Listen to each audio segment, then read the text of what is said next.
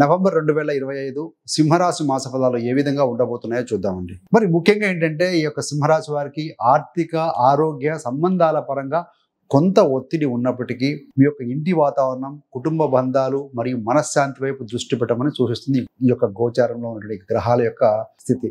శుక్రుడు 2 సార్లు రాశి మారతాడు. నవంబర్ 1 వరకు కూడా కన్యా రాశిలో ఉంటారు. తర్వాత 2 నుండి 25 వరకు కూడా ఈ యొక్క రాశిలో ఉండి తులలో ఉండి తర్వాత ఈ యొక్క వృశ్చిక రాశిలో స్థితి పొందబోతున్నారు. ఈ యొక్క గురుగ్రహము వక్రగతిని చెందబోతున్నారు 12వ తారీఖు నుండి. అంటే ముఖ్యంగా ఏంటంటే ఆర్థిక సంబంధమైన విషయాల్లో కొంత నెమ్మదిస్తుందండి పరిస్థితుల్లో. డబ్బుల విషయంలో, రాబడిలో కానీ లేదంటే కనుక ఇన్వెస్ట్మెంట్ విషయాల్లో కొంచెం లిటిల్ బిట్ స్లోగా ఉండే అవకాశం అయితే కనబడుతుంది.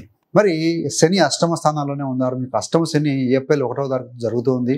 సో కాబట్టి ఆ యొక్క శని చెడు కూడా వక్రీకరణ వదులుతున్నాడు. కాబట్టి పనులకు సంబంధించిన కొన్ని విషయాలు, వృత్తికి సంబంధించిన విషయాలు ఏవైనా ఉంటే కొంచెం త్వరితగతిన ముందుకు వెళ్తాయని చెప్పవచ్చు. ఆదాయ పరంగా చూస్తే ఈ నెలలో ఆదాయం సాధారణంగానే ఉంటుంది, కానీ కొంత ఖర్చులు ఎక్కువగా ఉంటాయండి.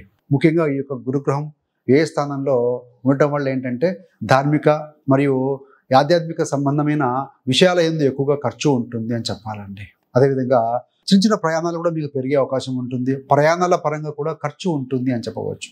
నవంబర్ 12వ తారీఖు నుండి వక్రగతిన వెళ్ళటంలో మీకు రావాల్సిన డబ్బులు కొంత నిదానంగా రావించే అవకాశం కనబడుతుంది. కొన్ని వృధా ప్రయాణాల వల్ల కూడా ఖర్చు అధికంగా గోచరిస్తుంది. ముఖ్యంగా ఆరోగ్యం చూస్తే శని ఎనిమిదవ ఇంట్లో ఉండటం వల్ల ఆరోగ్యంపై పెద్దగా ఎఫెక్ట్ ఏం లేదండి. 50 సంవత్సరాల పైబడిన వారు ఎవరైతే ఉంటారో చిన్న చిన్న అనారోగ్యాల బారిన పడే అవకాశం అయితే కనబడుతుంది. ఈ యొక్క గురుగ్రహము వక్రగతి వల్ల ముఖ్యంగా ఏంటంటే మానసికమైన ఒత్తిడి, రక్తపోటు, మధుమేహం ఉన్న వాళ్ళు కొంత జాగ్రత్త తీసుకోవాలి.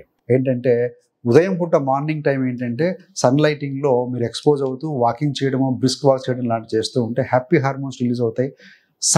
రవిగ్రహం కొంచెం వీక్ ఉందా, రాశాధిపతి కాబట్టి సో ఆ యొక్క సూర్యకిరణాల చేత ఉత్తేజం అవుతుంది, బాడీ ఎనర్జైజ్ అవుతుంది, డి విటమిన్ వస్తుంది, ఇలాంటివన్నీ ఉంటాయండి. మరి కొంతమందికి ఏంటంటే ఈ యొక్క అడవులు కానీ, హిల్లీ ఏరియాస్, గ్రీనరీ ప్రాంతాలు, సముద్రాలు, ఇలాంటి తీర ప్రాంతాలు ఇలాంటివి సో వెళ్ళినప్పుడు కూడా కొంత రిజనేట్ అవుతూ ఉంటారు.